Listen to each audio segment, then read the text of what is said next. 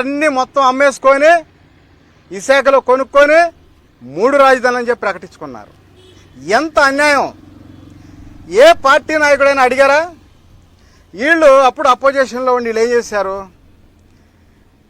పోయి ధర్నా చేపించారు. కానీ జగన్ గారి దగ్గర పోయి 1 గంట కూర్చొని, లేదు మోడీ గారి దగ్గర పిలిపించి అఖిలపక్ష సమావేశం పెడితే గంటలు అయిపోయేది. 5 సంవత్సరాలు చేశారు. ఈ సబ్జెక్ట్ మళ్ళీ చెప్తా. ఆ విధంగా అయిపోగానే 19లో 20 వచ్చింది, 2020 ఫస్ట్ కరోనా. అట్లా అయిపోయింది. 2021లో రెండో కరోనా వచ్చింది, మళ్ళీ ఇబ్బందులు పడ్డారు. అట్లా అయిపోయింది. సరే, ఎన్నో ఇబ్బందులు పడి అనేక విధాలుగా ఈ ప్రాంతంలో పడుతున్న ఇబ్బందులు నేను చూస్తూనే ఉండా. ఎవరైనా ఒక గ్రామ నాయకుడు కానీ, ఒక మండల నాయకుడు కానీ, ఒక జిల్లా నాయకులు కానీ, లేదా ఒక రాష్ట్ర నాయకులైనా సరే ఈ ప్రభుత్వాల్ని ఎవరు గవర్నమెంట్లో ఉన్నప్పుడు వాళ్ళు వెళ్ళి ఈ విధంగా సమస్యలు నేను అడుగుతారు అని చెప్పి నేను చూసా. ఎవరు స్వార్థాలు వాళ్ళే, ఎవరు అడిగితే ఎవరు పదవులు పోతాయని వాళ్ళ భయం. ఆ విధంగా నేను చూస్తూ ఉంటే నాకు కడుపు మండి, గుండె రగిలిపోయి, బాధేసి, అడగాలంటే మనం ఒక ఆయుధం కావాలి. ఆ ఆయుధమే ఆంధ్ర రాష్ట్ర సమితి అని మనం ఒక పార్టీ ఏర్పాటు చేసుకొని ఈ జేకేఆర్ ఎక్కడ సమస్య వస్తే అక్కడ ప్రత్యక్షం అయ్యి ఈ ప్రభుత్వం కాదు ఏ ప్రభుత్వం ఉన్నా నిలదీయాలి. నిలదీసినప్పుడే సమస్య పరిష్కారం అయింది. ఎందుకంటే ఆయన సీఎం గారు మాత్రం ఎట్టి పరిస్థితుల్లో డెవలప్మెంట్ చేయడు. పొలాలు తీసుకుంటాడు, విదేశాలకు అమ్మేసుకుంటాడు. మోడీ గారు విదేశీ వస్తువులు కొనొద్దు అంటాడు, ఇక్కడ మాత్రం పొలం విదేశాలకు అమ్మంటున్నాడు. మరి ఈ మోడీ గారికి ఉందా, లేదా చంద్రబాబు నాయుడు గారికి ఉందా, పవన్ కళ్యాణ్ గారికి కూడా వాటా ఉందా? అర్థం కావట్లే. ఇక్కడ జగన్ గారు మాట్లాడతలే, మరి ఆయనకేమి పెన్ పెట్టుండే ఆయనకు అర్థం కావట్లా. వీళ్ళు అందరం కూడా చూస్తూ ఉంటే నాకే ఏ పార్టీ అంటే కోపం కాదు, ఏ నాయకుడు అన్నా కూడా కోపం కాదు. ప్రజలకి జరుగుతున్న అన్యాయం గురించి నేను కడుపు మండి, గుండె రగిలిపోయి, బాధేసి ప్రజల కోసం అడుగుతా ఉన్నా, అంతే తప్ప వేరే ఉద్దేశం కాదు. ఎందుకంటే బాగా చేస్తే మళ్ళీ ఓట్లు వేస్తారు, గెలుస్తారు, లేదంటే వాళ్ళు ఓడిచ్చేస్తారు. ఏఆర్ఎస్ పార్టీ ఓటేస్తే రేపు ఏఆర్ఎస్ పార్టీ దఫల వారీగా అన్ని సామాజిక వర్గాలను సీఎం పదవి చేసింది. అట్లాగే నేను ఈ విధంగా అడుగుతా ఉంటే పూలింగ్ మళ్ళీ సెకండ్ పూలింగ్. అసలు పాయింట్కి వద్దాం. ఈ సెకండ్ పూలింగ్ మీద డిస్కషన్ జరుగుతూ ఉంది.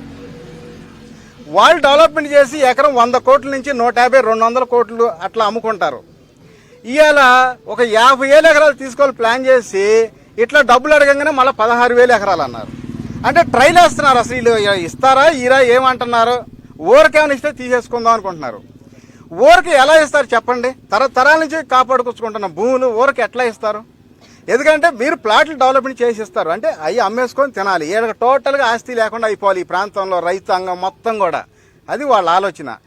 నేనేం చెప్తానంటే ఒక 1000 గజాలు ప్లాట్ డెవలప్మెంట్కి ఇస్తేనే 1 కోటి 2 కోట్లు ఇచ్చి కనీసం సగం ప్లాట్ల అపార్ట్మెంట్లు వీళ్ళకి ఇస్తారు.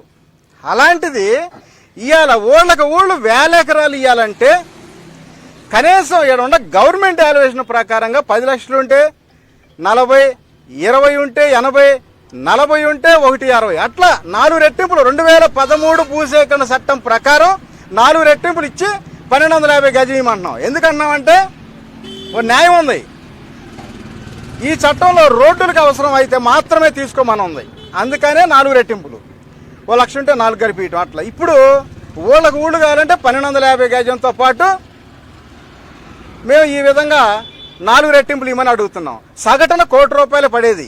₹1 లేదా 4 రెట్టింపుల అది ప్యాకేజీ ఇచ్చి రైతుల తరఫున డిమాండ్ చేస్తా ఉన్నా. 4 రెట్టింపులు ఇవ్వాల్సిందేనని చెప్పి ఈ ప్రభుత్వాన్ని. ఎందుకంటే పెద్ద సమస్య ఏం లేదు. వీళ్ళు ఏంటంటే ఏదో కొత్త డ్రామా తెరదీసి రైతుల దగ్గర పోయి కళ్ళబోయిన కబుర్లు చెప్తున్నారు.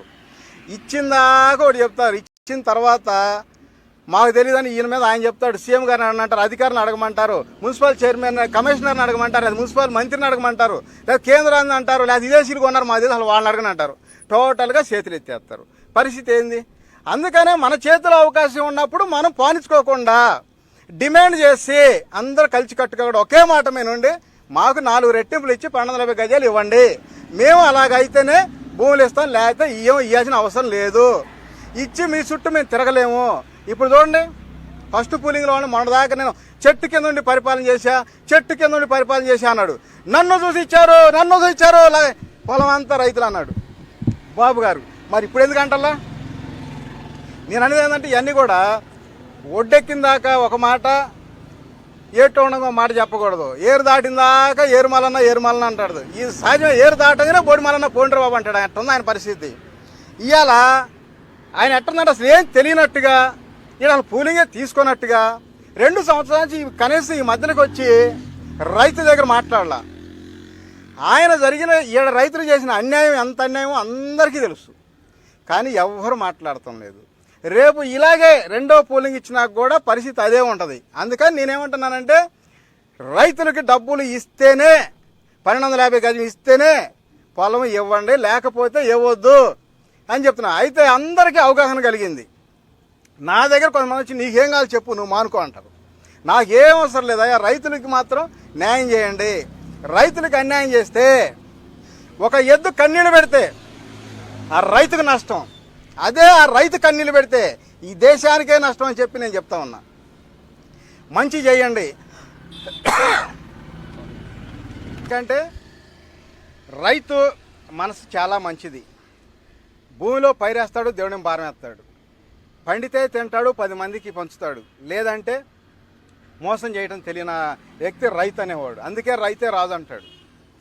అందుకని రైతుని మోసం చేయొద్దు, రైతుకు న్యాయం చేయండి, న్యాయం చేసి తీసుకోమని చెప్పి నేను అంటున్నాను. అంతేగాని అభివృద్ధికి మేము అడ్డు కాదు. అభివృద్ధి అవ్వాలి, ప్రపంచ రాజధాని వస్తుందంటే అందరికీ సంతోషమే. అట్లని భూమిని ఊరగ తీసేసుకుంటామంటే మాత్రం ఒప్పుకోం.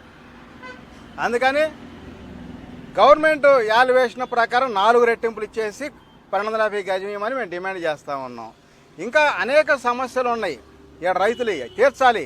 సీఎం గారు అప్పట్లో మరి అన్ని రోజులు ఉన్నాడు ఏమని, నేను చెట్టు కింద ఉండి పరిపాలన చేశా, చెట్టు కింద ఉండి పరిపాలన చేశాను. మరి ఇప్పుడు రావచ్చుగా రైతుల దగ్గరికి. రైతుల దగ్గర వచ్చి ఇదే మాట చెప్పండి. ఇలాగే పబ్లిక్లో రైతుల దగ్గర ప్రెస్ మీట్ పెట్టి అడగండి, మాట్లాడండి. లేదు ఈ సమస్యల గురించి 1 గంట ప్రెస్ మీట్లో ముఖాముఖి కార్యక్రమం నాకు ఇవ్వగలరా, నేను మాట్లాడతా సీఎం గారితో డైరెక్ట్గా. ఈ ప్రెస్ మీట్ ద్వారాగా మీ అందరి ద్వారాగా సీఎం గారికి నేను ఒక సవాల్ ఇస్తున్నా. 1 గంట నాతో మాట్లాడగలరా? లేదు, 1 నెల సీఎం చూడండి ఎలా ఉంటుంది ఈ రాష్ట్రం పరిస్థితి, మరి చూపిస్తాం. ఎప్పుడు తరతరాలు మేము, మా అబ్బాయిలు, మా మనవలు మేమే అధికారంలో ఉండాలంటే ఎప్పుడు ఒక కుటుంబంలో ఉంటే ఆలోచన రాదు. ఆలోచన మారాలి, ఈ రాష్ట్ర భవిష్యత్తు మారాలి అంటే సీఎంలు కూడా మారాలి, మారితేనే వస్తాయి.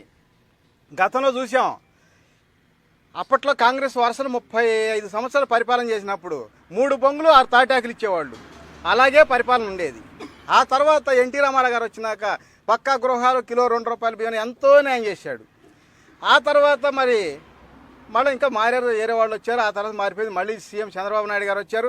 ఫస్ట్ టైం సీఎం చేసినప్పుడు ఎలా ఉంది, ఒక డిసిషన్ ఏదైనా తీసుకోవాలంటే సింగిల్ టైంలో తీసుకొని పనిచేసేవాడు. ఇప్పుడు ఆలోచించి ఇప్పుడు 2 ఏళ్ళు ఆలోచిస్తానే ఉన్నాడు. ఈ 3 ఏళ్ళు కూడా అయిపోయింది, గోవిందా ఏముండదు. కానీ అట్ట కాకుండా ఒక నిర్ణయం తీసుకోవాలంటే ఇమ్మీడియట్గా ఆలోచించి తీసేసుకోవాలి. ఇది పెద్ద సమస్య కాదు. కనీసం రైతులకి ఒక బ్యాంక్ ఇచ్చింది లేదు, ఒక పెద్ద కంపెనీ వాళ్ళు ఇస్తారు, ఒక 50,000 ఎకరాలకు 50,000 కోట్లు తీసుకొని ఇచ్చే అవతలేసి పొలం తీసేసుకుంటే సీఎం పదవి చాలా విలువైన సమయం ఊరికే అయిపోయింది. ఇప్పుడు 2 సంవత్సరాలు అయిపోయింది, ఇంకా 3 ఏళ్ళు ఏముందా. ఈ యొక్క డిసెంబర్ లాస్ట్ వరకు తేలకపోతే ఈ సెకండ్ పూలింగ్ వ్యవహారం, ఆ తర్వాత జనవరిలో ఇక ఈ సెంటు కూడా ఎవరిక. అందుకని చెప్పి నేను సీఎం గారికి ఒకటే చెప్తున్నా, మీరు ఏం చేస్తారో రైతులతోటి డైరెక్ట్గా వచ్చి మాట్లాడండి.